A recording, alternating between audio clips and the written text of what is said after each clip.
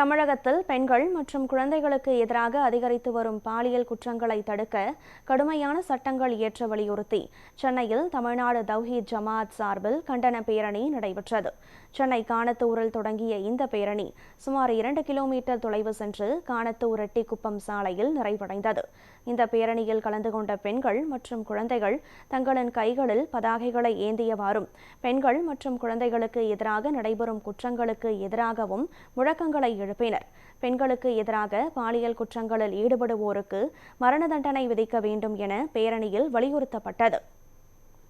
சிறுமிகள் மற்றும் பெண்களுக்கு எதிராக அதிகரித்து வரக்கூடிய பாலியல் குற்றங்களுக்கு கடுமையான சட்டங்களை இயற்ற வேண்டும்.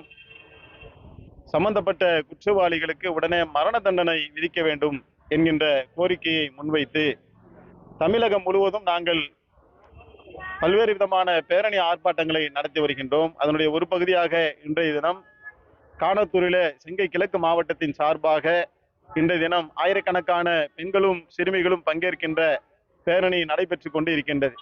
இன்னமும் கல்லூரி மாணவர்களுக்கு மத்தியில கஞ்சா மற்றும் போதை பழக்கங்கள் அதிகரித்து வரக்கூடிய நிலையில போதை விற்பனை செய்யக்கூடியவர்களுக்கு வெளிநாடுகளில் இருப்பதை போல கடும் தண்டனைகள், தூக்கு தண்டனை வழங்க வேண்டும்.